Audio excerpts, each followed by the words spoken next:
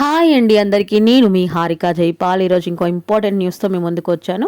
అది కూడా double bedroom ఇళ్ళ గురించి అనమాట. 3 డేస్ నుంచి కొంచెం హెల్త్ బాగాలేక న్యూస్ వచ్చినా సరే నేను వీడియో చేయలేదు.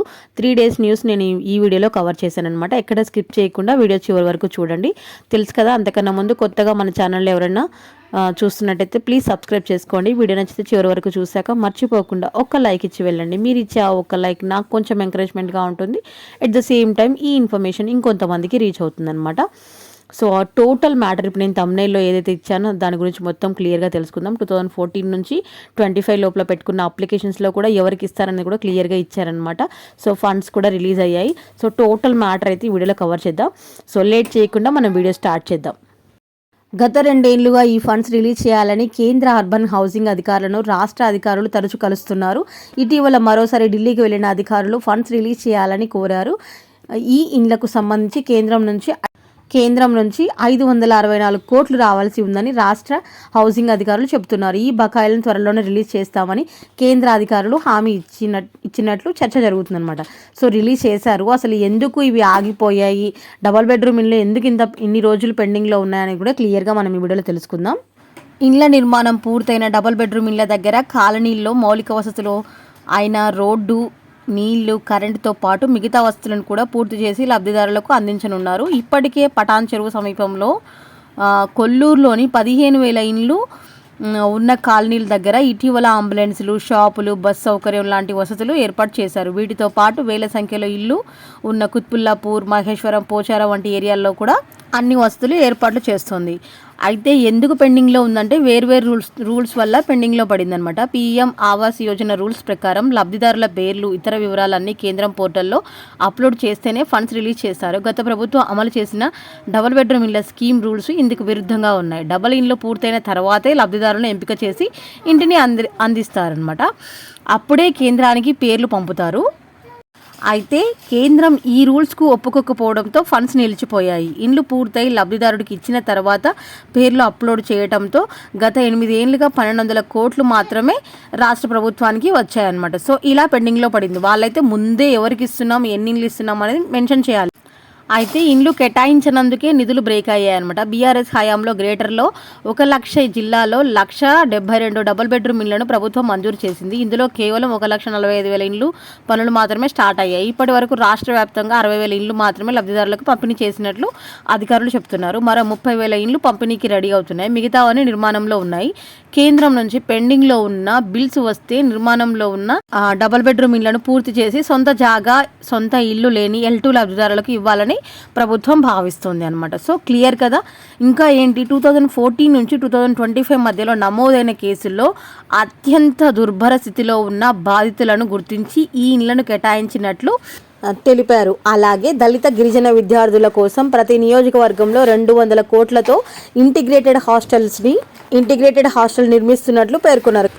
బస్తీలు, మురికివాడల్లో, ఇరుకు గదుల్లో జీవనం సాగిస్తున్న నిరుపేదలకు అదే ప్రాంతంలో భారీ భవన సదుపాయాలు నిర్మించి ఇండ్లను కేటాయించాలని ప్రభుత్వం నిర్ణయించింది. ఇందిరమ్మ పథకం కిందనే ఆ ఇండ్లను నిర్మిస్తారు.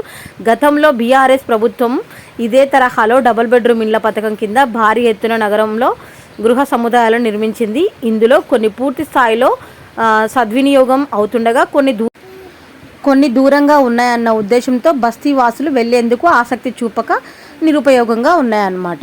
సో వాళ్ళు దాన్ని ఐడెంటిఫై చేసి దీన్ని దృష్టిలో ఉంచుకొని లబ్ధిదారుల జీవనోపాధి పొందుతూ ఉంటున్న ప్రాంతాల్లోనే ఇందిరమ్మ ఇండ్ల పథకం కింద భారీ భవన సదుపాయాలను నిర్మించి కేటాయించాలని సర్కార్ నిర్ణయించింది. హైదరాబాద్, రంగారెడ్డి, సంగారెడ్డి, మేడ్చల్ జిల్లాల్లో కోర్ అర్బన్ రీజియన్ ఎకానమిక్ యూర్ పరిధిలో మురికివాడల్లో ఇందిరమ్మ మోడల్ కాలనీలు, ఇందిరమ్మ ఇండ్ల నిర్మాణానికి స్థలాల సేకరణ స్టార్ట్ చేశారనమాట. అసంపూర్తిగా ఉన్న డబుల్ బెడ్రూమ్ ఇళ్లను పూర్తి చేయటం, పూర్తయిన 2 పడక గదుల ఇళ్ల 5 నుంచి 10 అంతస్తుల వరకు హైదరాబాద్లోని బస్తీలో జీవనం కొనసాగిస్తున్న పేదల కోసం గతంలో దూరంగా 42,000 ఇండ్లను నిర్మించగా అందులో సగం మంది మాత్రమే అక్కడ నివసిస్తున్నారని ఇటీవల నిర్వహించిన క్షేత్రస్థాయి సర్వేలో తేలిందని అధికారులు, మంత్రుల దృష్టికి తెచ్చారు.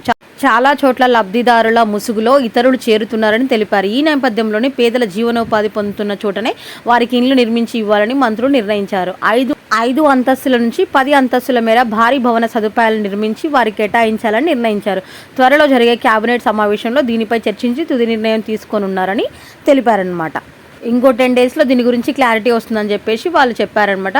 క్యూర్ పరిధిలో ఇలాంటి లబ్ధిదారుల సంఖ్య, వారి ఆవాసానికి ఎన్ని భవనాలు నిర్మించాలి, అందుకు అవసరమయ్యే స్థలం తదితర వివరాల్లోకి 10 రోజుల్లో నివేదిక అందజేయాలని మంత్రులు ఆదేశించారు. మురికివాడలో స్థలం ఉన్నవారు అంగీకరిస్తే ఆ ప్రాంతాల్లో G+5 అంతస్తులో ఇళ్లను నిర్మించి ఇవ్వాలని డిసైడ్ చేశారనమాట. పేదలకు సొంతింటి కల సహకారం చేయాలనే లక్ష్యంతో రాష్ట్ర ప్రభుత్వం ప్రతిష్టాత్మకంగా ఇందిరమ్మ ఇళ్ల పథకాన్ని ప్రారంభించింది. దీనిలో భాగంగా గ్రేటర్ ఇందిరమ్మ ఇళ్ల కోసం దరఖాస్తు చేసిన వారిలో అర్హులైన వారికి మంజూరు చేయడానికి నిర్ణయించింది. ప్రాధాన్య క్రమంలో 2 పడకల గదుల ఇండ్లు మంజూరు చేసేందుకు ప్రభుత్వం నిశ్చయించింది. వివరాల్లోకి వెళ్తే అసంపూర్తిగా డబుల్ బెడ్రూమ్ ఇళ్లు. రంగారెడ్డి, మేడ్చల్ జిల్లాల్లో అసంపూర్తిగా ఉన్న డబుల్ బెడ్రూమ్ ఇండ్లను మెహదీపట్నం, బోజగుట్టలో 6000 గృహాలను ఇవ్వనున్నారు. ఆయా జిల్లాల్లో గృహాల్లో మౌలిక సదుపాయాలను కల్పించేందుకు ప్రభుత్వం సుమారు 400 కోట్లను కేటాయించింది.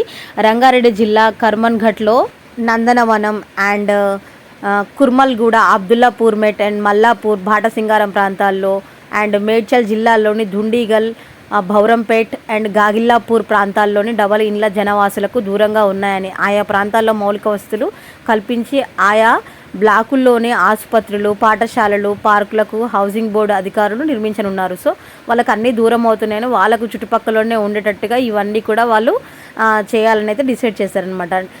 వీటి నిర్మాణం కోసం సమీపంలోని ప్రభుత్వ స్థలాలను తీసుకుంటున్నారనమాట.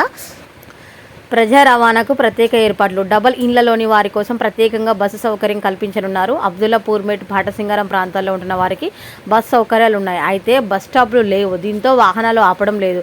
అక్కడ ఉంటున్న వారి అభ్యర్థన మేరకు వాటిని నిలిపేలా చర్యలు తీసుకుంటున్నారు. ఇదే తరహాలో కొల్లూరులో డబల్ బెడ్ సో ఇలానే కొల్లూరులో డబుల్ బెడ్రూమ్లు వచ్చిన వాళ్ళందరికీ కూడా సో బస్ సౌకర్యం లేదు కదా, సో వాళ్ళకు కూడా ఇలాగే కల్పించాలని చెప్పేసి వాళ్ళు డిసైడ్ చేశారు. ఇదంతా కంప్లీట్ కావడానికి 1 or 2 months అయితే పడుతుండొచ్చు అని చెప్పారు. ఇంకా కొన్ని ఏరియాల్లో అయితే డబుల్ బెడ్రూమ్ ఇళ్ళని జస్ట్ మందు తాగడానికి, అది ఒక సాంఘిక కార్యక్రమాలకైతే ఉపయోగించడమే జరుగుతుంది. సో అలా శిథిలావస్థలోకి వెళ్ళిపోయాయి కొన్ని ఇళ్ళు అయితే, అవి పనికి రాకుండా అయిపోయాయి అన్నమాట. సో అలాంటి ప్లేసులు కూడా మళ్ళీ రిపేర్ చేసి ఇస్తామంటున్నారు. పూర్తయినా సరే కొన్ని చోట్ల అయితే డిస్ట్రిబ్యూషన్ జరగలేదన్నమాట. సో అందువల్ల కొన్ని ఏరియాలలో కూడా డబుల్ బెడ్రూమ్లు ఇస్తారు అనే ఆశను కూడా వదులుకోవడం జరిగింది. సో వీళ్ళు చెప్పినట్టు ఎక్కడైతే ఇప్పుడు డబుల్ బెడ్రూమ్లు కట్టారో అక్కడ అన్ని సౌకర్యాలు కల్పించి ఇస్తే వాళ్ళు అక్కడే ఉంటారు కదా అనే ఉద్దేశంతో ఎక్కడైతే వాళ్ళకు పనులు దొరుకుతున్నాయో, ఇప్పుడు వాళ్ళు ఎక్కడైతే ఉంటున్నారో అదే తరహాలో జాగాలు వెతికి ఇల్లు కట్టించి అయితే ఇస్తానని చెప్పారు. అది కూడా నిరుపేదలు ఎవరైతే ఉన్నారో వాళ్ళనే లిస్ట్ అవుట్ చేసి ఇస్తాము, ముందైతే ఫస్ట్ మేము లిస్ట్ రెడీ చేసుకుంటాము అని చెప్పేసి వాళ్ళు క్లియర్గా చెప్పడం జరిగింది. ఇంకో విషయం ఏంటంటే ఇదంతా కంప్లీట్ కావడానికి ఆల్రెడీ వారు తెలంగాణ హౌసింగ్ కార్పొరేషన్ వాళ్ళకైతే ఇల్లు హ్యాండ్ ఓవర్ చేయడం జరిగింది కదా. సో వాళ్ళు సెప్టెంబర్ వరకు డెడ్లైన్ ఇచ్చారు. ఆ లోపు కంప్లీట్ అయినవన్నీ డిస్ట్రిబ్యూట్ చేసుకుంటూ వస్తామని చెప్పారు. సో ఇది మ్యాటర్. ఓకేనా? Thank you.